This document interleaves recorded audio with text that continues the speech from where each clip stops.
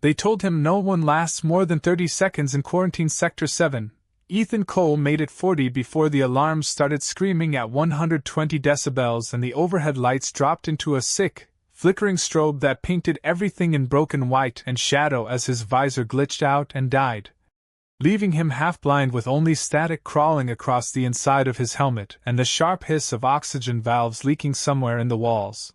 He cursed under his breath, steadying himself against a cold steel bulkhead that vibrated with failing power while the system voice crackled overhead, distorted and distant. Biohazard containment failure. Purge sequence initiated, and he almost turned back right there because he was just a maintenance tech, not security, not a hero, just a guy paid by the hour to fix what smarter people broke. But then he heard it, a breath, slow, uneven, too human to ignore and too close to walk away from. It came from behind a sealed door marked with hazard glyphs he didn't recognize, glowing faint blue through the dim. And for a second he just stood there, listening, feeling the seconds tick louder than the alarms. Then he stepped forward anyway, because walking away would have been easier, and that was exactly why he didn't. The manual override resisted, then gave with a sharp metallic click and a rush of colder air that smelled faintly of ozone and something unfamiliar, something alive. And when the doors slid open just enough to reveal the darkness beyond, he saw her silhouette first, tall still, barely moving except for the rise and fall of her shoulders, and then her voice came out of that darkness, low and edged with something like warning and something like fear. "Don't look at me." And Ethan paused, one hand still on the doorframe, blinking against the useless flicker of his visor as static swallowed what little image feed he had left. And he let out a breath that almost sounded like a laugh, quiet, tired, real. "Good news," he said, stepping inside anyway. "I can't see a thing." And the doors slid shut behind him with a final, heavy thud that sounded a lot like a decision he couldn't take back. The air inside the chamber felt colder, thinner, as if the station itself was holding its breath, and Ethan kept his movements slow and deliberate, boots scraping lightly against the metal floor while the warning siren pulsed in steady intervals above them, each one a reminder that whatever was in this room was not meant to be saved. He could not see her clearly, only fragments through the dying flicker of his visor, a faint outline where light bent differently, where shadows seemed to hesitate, and it was enough to tell him. She was still there, still watching him, still waiting for him to react the way everyone else had. "You should leave," she said, quieter now, but no less firm, and there was something in her voice that sounded practiced, like a line repeated too many times to count, a script learned from every encounter that ended the same way. Ethan exhaled slowly, crouching down to set his tool kit on the ground with a soft metallic click, hands moving by memory as he pulled out a small emergency canteen, the plastic cool against his palm. "Yeah, that is not happening," he replied, twisting the cap open and placing it carefully a few feet in front of him instead of offering it directly, giving her space, giving her control. The station lights flickered again, brighter this time for a split second, and in that instant his visor tried to resolve an image, failed, and dissolved into static, but not before he caught the briefest impression of her. Color, maybe blue, maybe something deeper.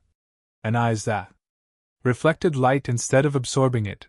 He did not comment on it, did not react, just leaned back slightly, resting against the wall as if this was any other repair job, as if the countdown echoing through the corridor was not already dropping below 60 seconds. "Why are you still here?" she asked, and the question was sharper now, edged with confusion rather than warning, and Ethan let out a short breath that almost turned into a laugh. "Because the system says you are a problem," he said, glancing toward the ceiling where the speakers crackled with interference. "And I have learned not to trust systems that break this often." A pause followed, longer this time, filled only by the hum of failing circuits and the distant rattle of loose panels somewhere deep in the station, and then he heard it. The faint shift of movement, closer now, cautious but curious, the sound of someone who expected the world to hurt them and could not quite understand why it had not yet. "You do not understand what I am," she said, softer now, almost uncertain, and Ethan shook his head even though she might not see it. "You are someone stuck in a room with a broken life support system and a countdown. That is about to ruin both our days," he answered simply, tapping the side of his visor in mild frustration as it sparked and dimmed again. "And right now that is enough for me." The silence that followed was different, not heavy, not threatening, but fragile, like something balancing on the edge of change, and when she spoke again, it was barely above a whisper. "If you see me, you will leave." And Ethan tilted his head slightly, listening to the truth behind the words, not fear for herself, but certainty about him, about everyone, and for the first time since he stepped into that room, he felt something shift in his chest, something stubborn and unshakable. "Then I guess we will find out," he said quietly, as the system voice cut through the moment with cold precision. Purge sequence in 30 seconds, and somewhere in the darkness, she took one more step closer. The countdown dropped to 29 seconds and Ethan felt it in his chest like a second heartbeat, steady and unforgiving, while the chamber lights flickered again, and this time his visor caught more than static, resolving just enough to outline her figure as she stepped closer into the broken glow. And he did not move, did not reach for anything. Just stayed where he was with one hand resting loosely on his tool kit as if that alone could anchor the moment. She was taller than he expected. Her presence filling the small space without a sound, skin catching the light in a way that made it hard to focus, like looking at something that did not belong to any known spectrum, blue but not quite, shifting subtly as she breathed, and her eyes, he saw them now, bright, reflective, searching his face for the exact instant he would recoil, because that was what always happened next. Ethan blinked once as his visor struggled to stabilize, then reached up and pulled it halfway off with a soft click, letting it hang uselessly at his neck, and for the first time he saw her clearly without interference, without distortion, just as she was, and the room went very still. "No," she said immediately, a sharp intake of breath following the word as if she regretted letting it slip out. "Do not do that." And there it was. Again, that expectation, that certainty that this was the moment everything would break the way it always did. Ethan tilted his head slightly, studying her in the quiet, not staring, not judging, just looking, the way you look at something you are trying to understand rather than something you fear, and he noticed the small details first, the way her shoulders were held too tight, the way her hands hovered at her sides like she was ready to disappear if needed, the way her voice carried strength and exhaustion at the same time.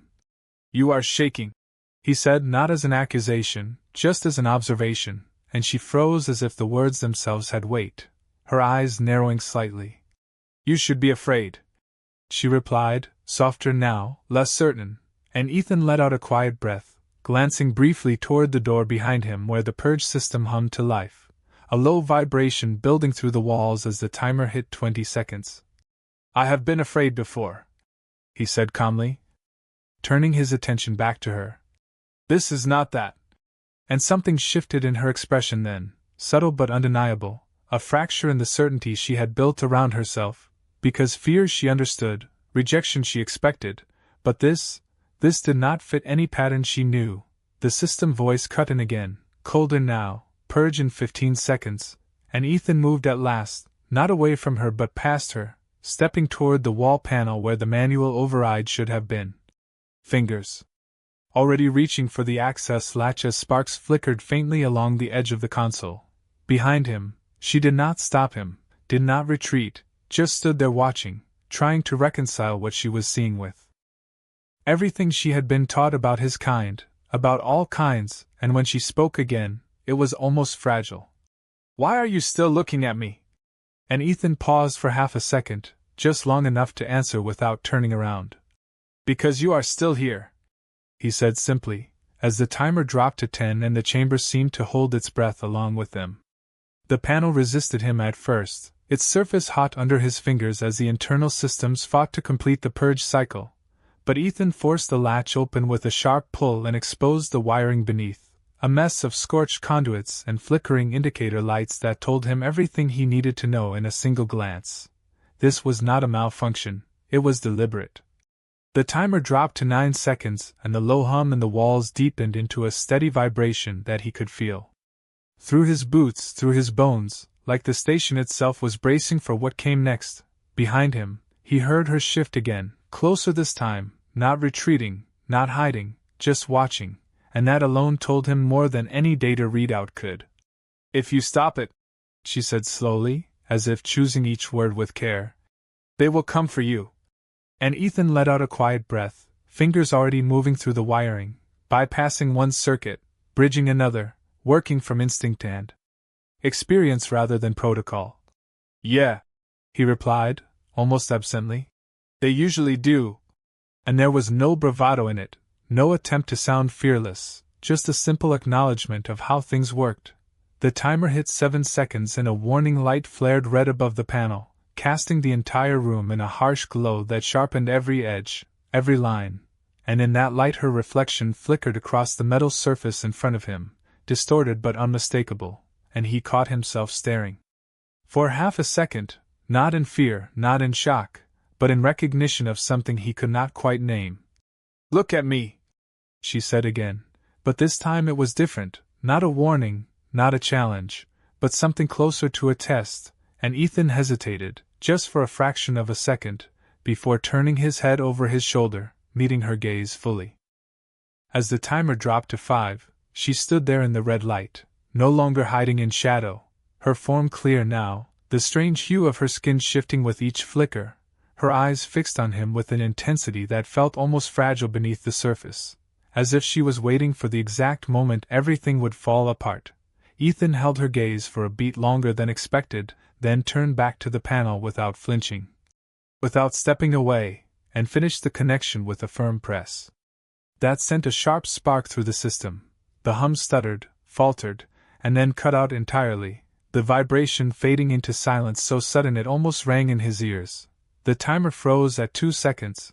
For a moment, nothing happened, no alarms, no voice, just the soft echo of his own breathing in the stillness.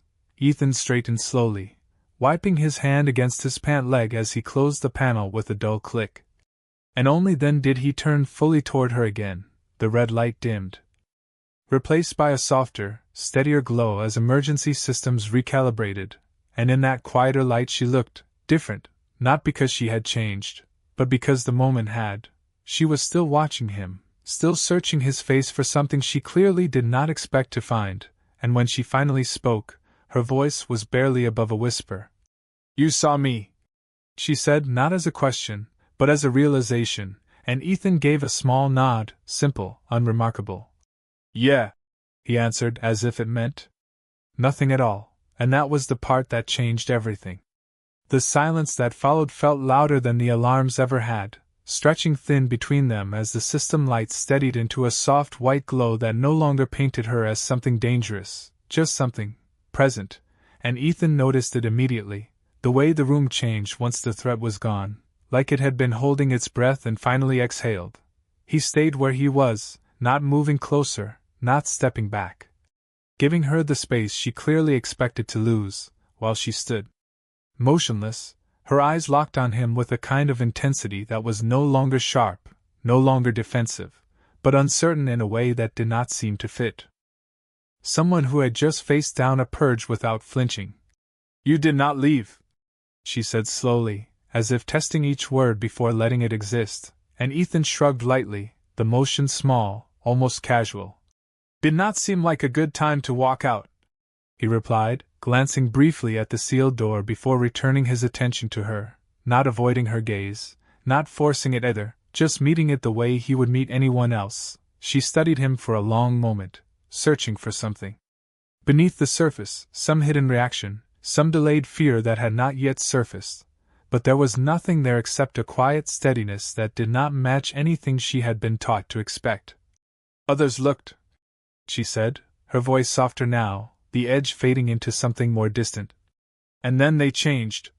And Ethan tilted his head slightly, considering that. "Changed how?" he asked, not because he needed the answer, but because he wanted her to say it, to bring it out into the open. Instead of letting it sit unspoken between them, her gaze flickered for the first time, shifting away for just a second before returning, and when she spoke again, it was quieter, almost careful.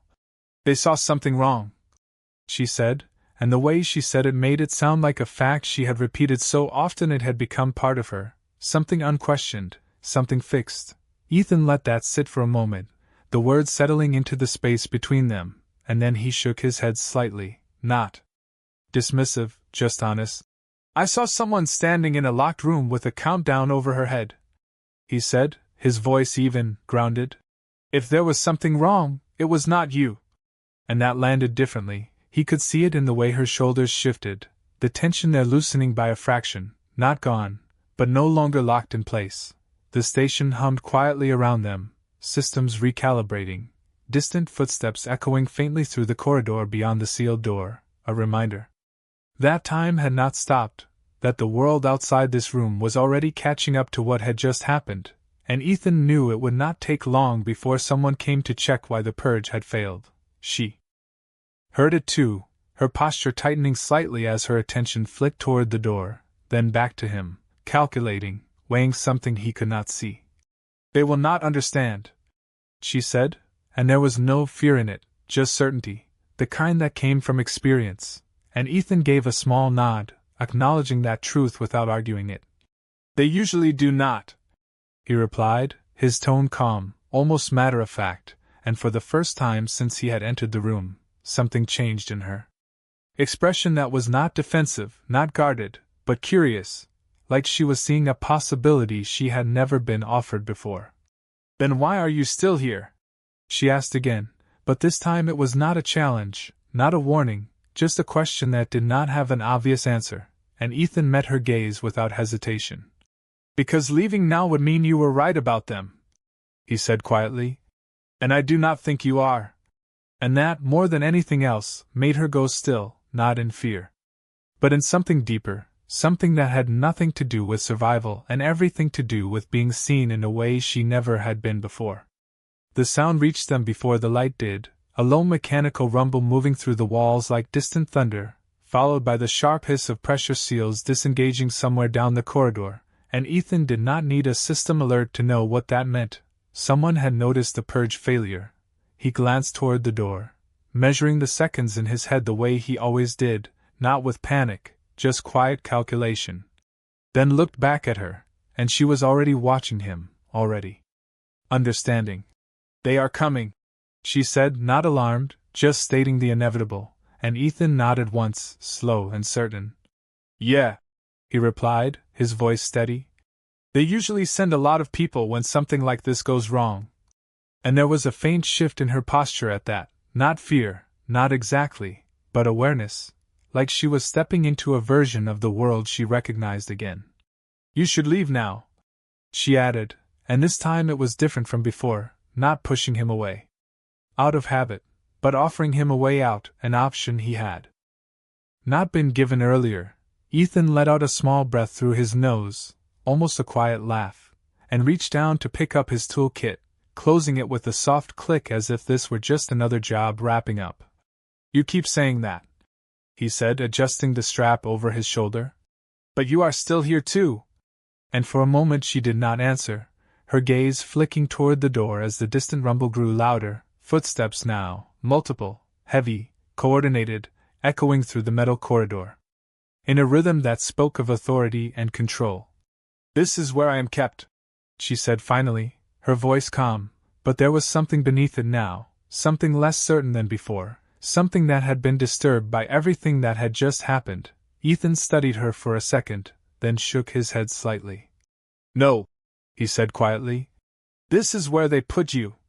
And that distinction hung in the air between them, subtle but sharp, and he saw it land, saw the way her expression shifted as if the idea itself had weight she had never considered. The lights flickered once more as the station rerouted power, and a harsh white beam cut across the door frame as external systems came back online, casting long shadows that stretched across the floor and up the walls, framing them both in stark contrast.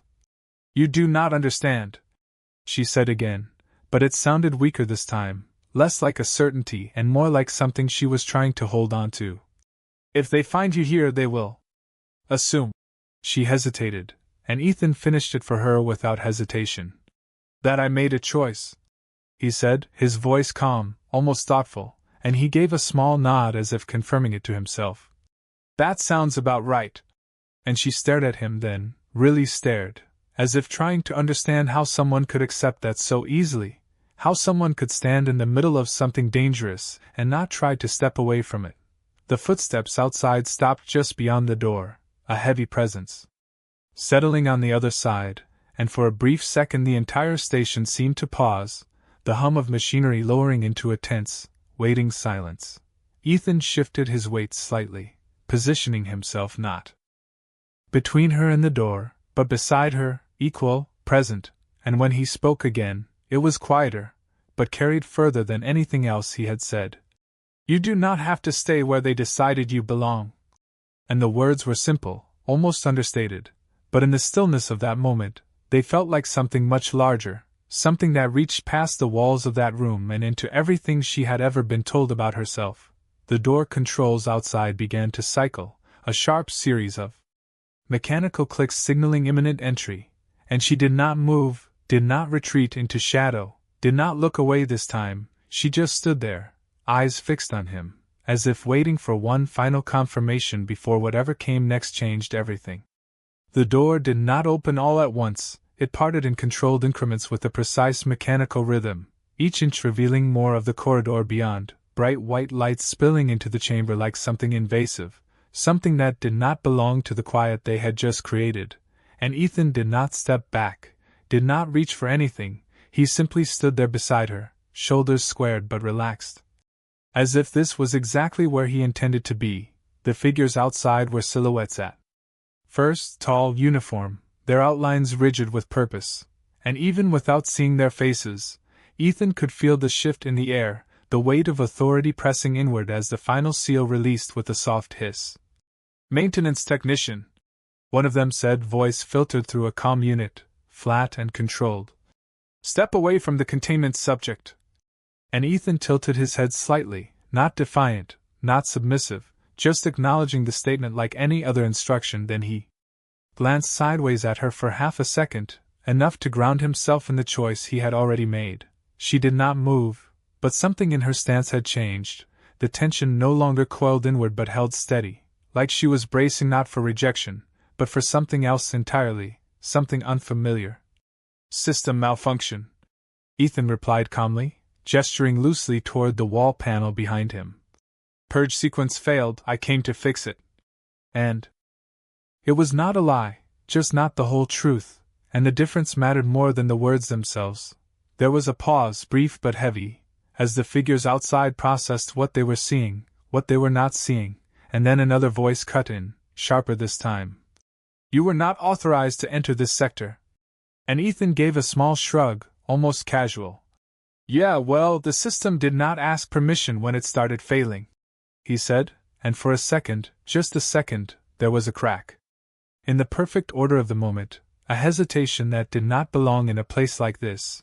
Behind him, she watched it unfold, her eyes moving between him and the doorway, tracking every shift, every tone, every possibility, and when one of the figures took a step forward, the light catching along the edge of their suit, she did not retreat, did not shrink back into shadow the way she might have before, she simply stayed where she was. "The subject is to remain contained," the first voice continued, more forceful now, and Ethan nodded once, slow and deliberate. "Then you might want to fix your containment protocols," he replied, tapping the side of the panel with 2 fingers. "Because the system you trust almost ended her." And that word hung there, simple and deliberate, not it, not object, not designation, but her, and it shifted something, subtle but real. The silence that followed was different, less certain, as if the room itself was reconsidering its definitions. Ethan took a small step forward, not toward them, not away from her, but into the space between, not blocking, not shielding, just present, and when he spoke again, his voice was quieter, but it carried. "You can run your diagnostics," he said, "but she is not the problem here." And for a moment, no one moved, no one spoke, the balance of the situation hanging on something far more fragile than authority, something that had nothing to do with protocols or orders. Beside him, she stood still, her gaze fixed on the open doorway, but there was no fear in it now, only a quiet, steady awareness, as if she was waiting to see whether the world outside would prove her right again, or finally prove her wrong.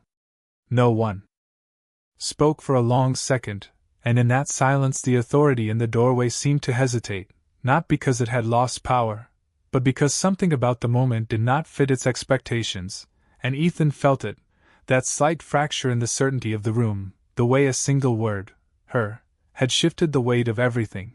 One of the figures adjusted their stance, the faint hum of their suit rising a fraction as internal systems recalibrated, and when they spoke again, the tone had changed. Not softer, but more measured. "Step aside," they said, not a command this time, but something closer to a request dressed as one, and Ethan did not move immediately, not out of defiance, but because he was thinking, calculating in the quiet way he always did when something mattered. Beside him, she remained still, but he could feel the tension return in a different form, not the tight coil of fear from before, but something sharper, more focused. Like she was preparing for a choice rather than bracing for an outcome. "If I step aside," Ethan said slowly, his voice even, grounded, "what happens next?" And the question hung there, simple, direct, impossible to ignore, and for a moment no one answered because the answer was obvious, because it had always been the same, and saying it out loud would make it real in a way that silence could avoid. The lead figure shifted slightly, the light catching along the edge of their visor, obscuring whatever expression might have been there, and when they responded, it was with careful precision. "The subject will be secured," they said, and Ethan nodded once, absorbing that, not surprised, just confirming it.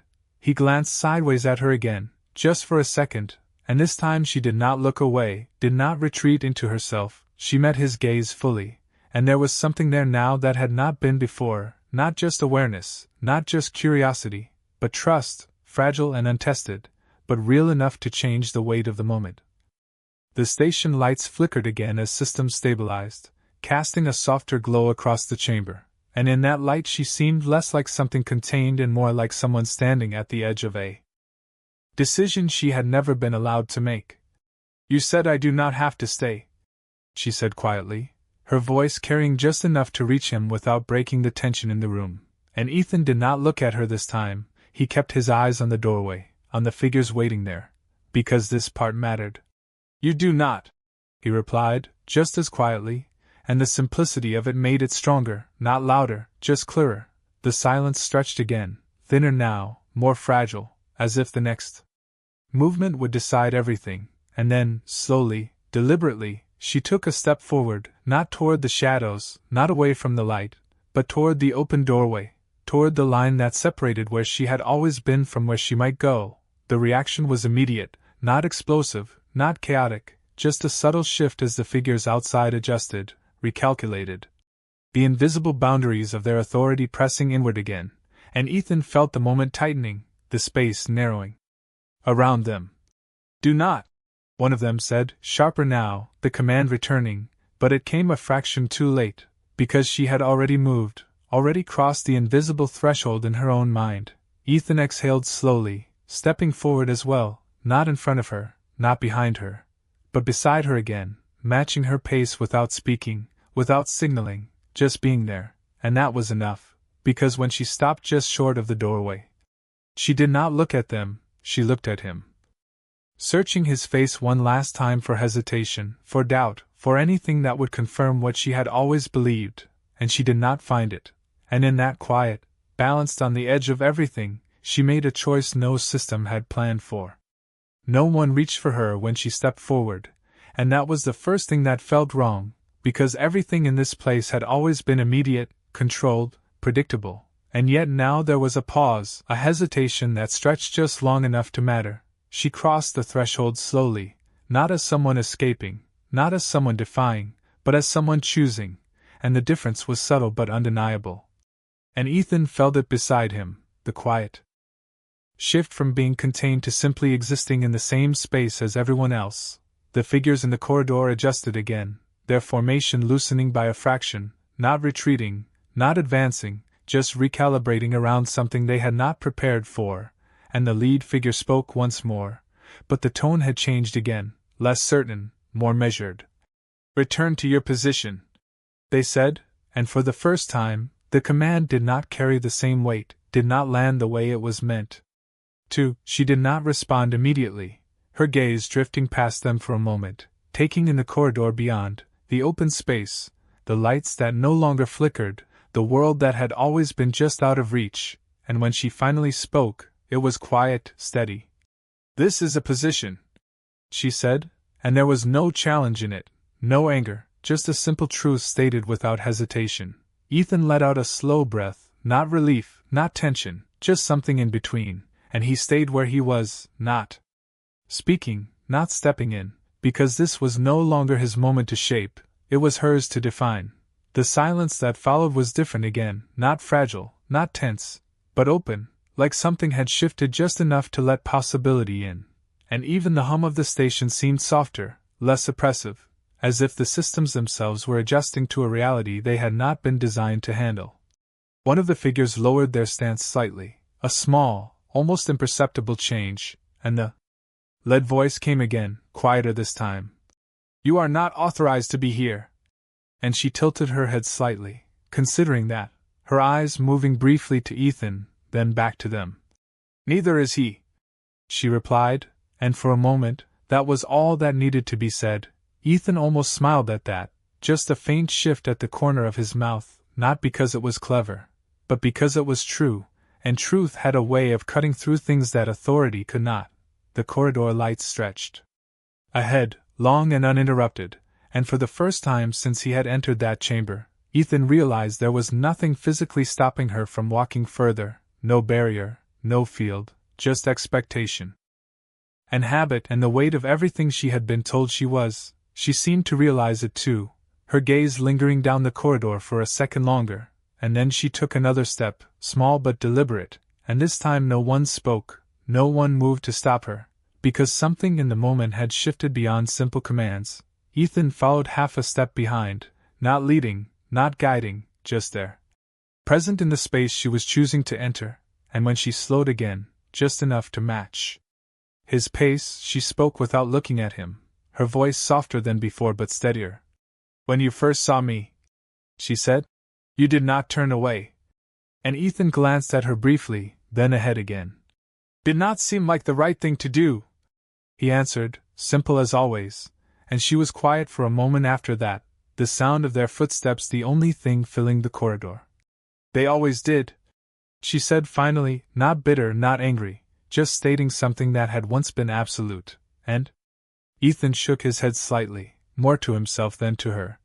"Then they were wrong," he said, and the words settled between them without needing anything more. She stopped walking then, just for a second, turning her head slightly as if testing the idea against everything she had known, and when she spoke again, it was almost a whisper, but it carried further than anything else in that moment. "Why?" she asked. "Why did you look at me?" And Ethan paused, meeting her gaze one last time, not searching, not analyzing, just seeing, and his answer came without hesitation, quiet but certain. "Because you are beautiful." And for the first time, she did not look away, and in the reflection of the corridor lights in her eyes, something changed that no system could ever measure.